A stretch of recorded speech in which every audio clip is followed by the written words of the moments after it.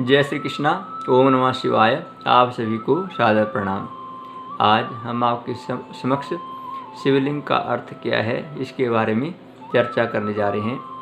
भगवान शिव का आदि अनादि स्वरूप शून्य आकाश अनंत ब्रह्मांड और निराकार परम पुरुष का प्रतीक होने से इसे लिंग कहा जाता है। स्कंद पुराण में कहा गया है कि आकाश स्वयं लिंग है, धरती उसका पीठ है, अर्थात धरती उसका आधार है और सब अनंत शून्य से ही पैदा होता है और उसी में लय हो जाता है, इसलिए इसे लिंग कहा जाता है। शिव का अर्थ है कल्याणकारी और लिंग का अर्थ है सृजनकार, अर्थात सृजनकार के रूप में उत्पादक शक्ति के चिन्ह के रूप में लिंग की पूजा की जाती है। शिवलिंग भगवान शिव और देवी पार्वती का आदि अनादि एकल स्वरूप है तथा पुरुष और प्रकृति की समानता का प्रतीक है, अर्थात इस संसार में न केवल पुरुष का और न केवल प्रकृति का वर्चस्व है, अर्थात ये दोनों ही समान है, अर्थात पुरुष और प्रकृति दोनों समान हैं। इसलिए शिवलिंग में दोनों ही समाहित हैं, पुरुष और प्रकृति, इसके द्वारा ही ये चराचर जगत में समाहित होती है।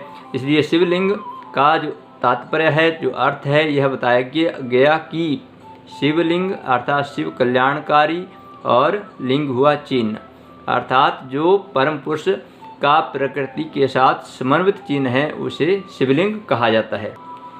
लिंग पुराण, शिव महापुराण, स्कंद पुराण आदि में शिवलिंग के विषय में बहुत विस्तार से चर्चा मिलती है। वैसे तो कथा आप सभी जानते हैं कि जब भगवान शिव लिंग के रूप में प्रकट हुए प्रथम, तब वह ब्रह्मा और भगवान विष्णु उसका छोर अंत नहीं पा सके, और जब अंत ना पा सके तो पुराणों में कहा गया है कि प्रत्येक युग में जो समस्त संसार है इसी शिवलिंग में समाहित हो जाता है, इसी लिंग में समाहित हो जाता है और पुनः भगवान फिर उसका सृजन करते हैं। तो भगवान से ही इस सृष्टि का सृजन होता है और भगवान में ही वह लय हो जाते हैं, अर्थात इस लिंग से ही वह उत्पन्न होता है और इसी में ही लय हो जाता है, समाहित हो जाता है। वैसे तो कथा बड़े विस्तार से है, लेकिन सूक्ष्म रूप से यही है कि जब इस लिंग का ब्रह्मा और भगवान विष्णु को पता नहीं चला, तदुपरांत उन्होंने भगवान की तपस्या की, भगवान का पूजन किया लिंग के रूप में, और उसके उपरांत फिर भगवान ने फिर इस लिंग में अपना साक्षात स्वरूप जो है स्थूल और सूक्ष्म शरीर, जो भगवान के दो प्रकार की काया है, वह इसमें समाहित की। और जो भी कहते हैं इस शिवलिंग का विधि विधान से पूजन करते हैं, वह धन धान्य से परिपूर्ण होते हैं, संतान की उनको प्राप्ति होती है, विद्या की प्राप्ति होती है, ज्ञान की प्राप्ति होती है, सद्बुद्धि की प्राप्ति होती है, मोक्ष का अधिकारी व्यक्ति बन जाता है। चाहे व्यक्ति जितने भी तीर्थ करे, यदि वह तीर्थों पे नहीं जा सकता है तो यदि वह शिवलिंग की पूजा कर लेता है, उस लिंग की पूजा कर लेता है, तो तीर्थ वहीं बन जाता है, ऐसा भी शास्त्रों में कहा गया है।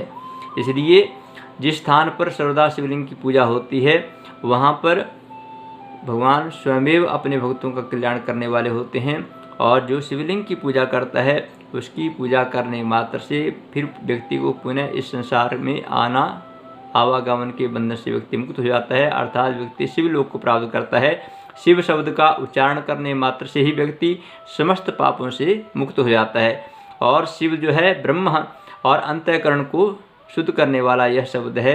जो शिव शिव शब्द का उच्चारण करता है उसका अंतःकरण और बाह्यकरण दोनों ही जो शुद्ध हो जाते हैं, और इसे तारक मंत्र भी कहा गया। शिव जो है, शिव नाम ही तारक है, अर्थात यह तारने वाला है।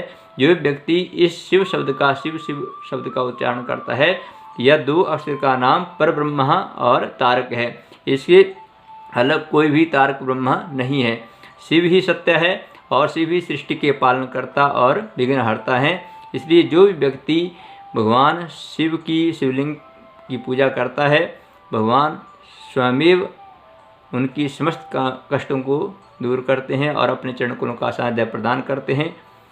आशा करते हैं कि आपको शिवलिंग का अर्थ क्या है इसके बारे में अनुभूत जानकारी प्राप्त हुई होगी।